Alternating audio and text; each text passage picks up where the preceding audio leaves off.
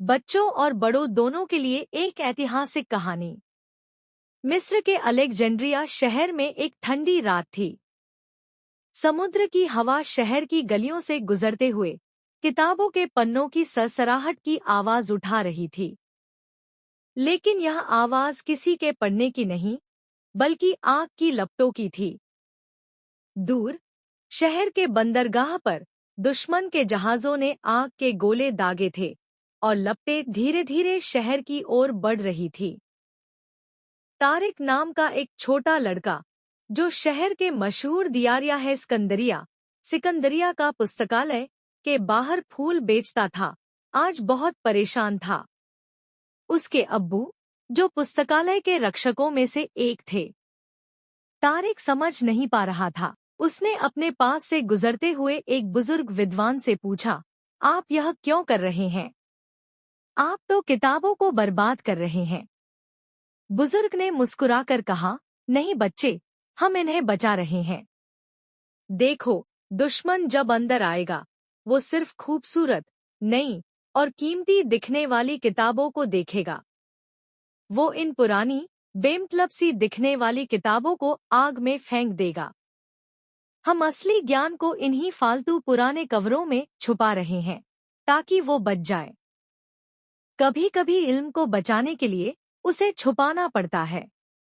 यह सुनकर तारिक का दिल रोशनी से भर गया। उसे समझ आ गया। वह भी उनका हाथ बंटाने लगा। वह हल्की किताबें उठाता, पन्नों को सही से रखता और विद्वानों को चमड़े के टुकड़े पकड़ाता। वह रात चिरागों की रोशनी में ज्ञान के एक साइलेंट सैनिक की तरह लड़ रहा था। कुछ ही घंटों बाद दुश्मन के सैनिकों के कदम पुस्तकालय के बाहर गूंजे। भारी दरवाजे टूटे और हथियारों से लैस लोग अंदर घुस आए। उनका नेता, जिसके चेहरे पर जीत का अहंकार था, उसने आदेश दिया, सब कुछ जला दो। हमें सिर्फ सोना और जेवर चाहिए, ये बेकार का कागज का ढेर नहीं।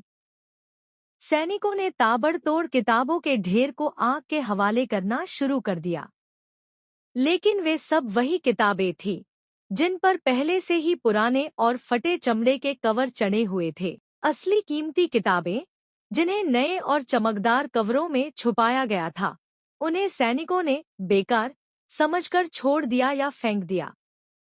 वे सोचते थे कि ये तो कोई पुराने रद्दी के बंडल हैं। तारिक एक कोने में छिपा खड़ा था।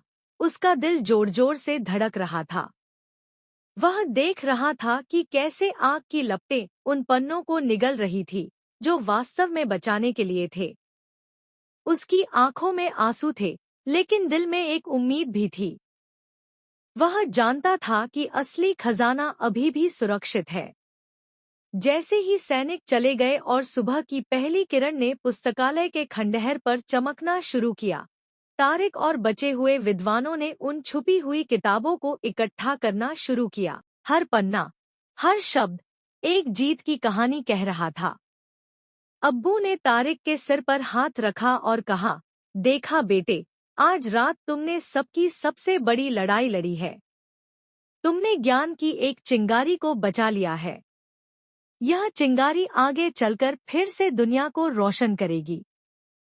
तारिक ने मुस्कुराते हुए कहा, हाँ अब्बू, आज मैंने सीखा कि असली ताकत तलवार में नहीं, बल्कि इल्म में होती है। और इल्म को बचाने के लिए कभी कभी हमें चालाकी से काम लेना पड़ता है। कहानी का सार, यह कहानी हमें सिखाती है कि ज्ञान दुनिया की सबसे कीमती धरोहर है। इसे बचाने के लिए लोगों ने कितनी बड़ी कुर्बानियां दी हैं। कभी कभी दिखावे से दूर सादगी में ही असली ताकत छुपी होती है। और सबसे बड़ी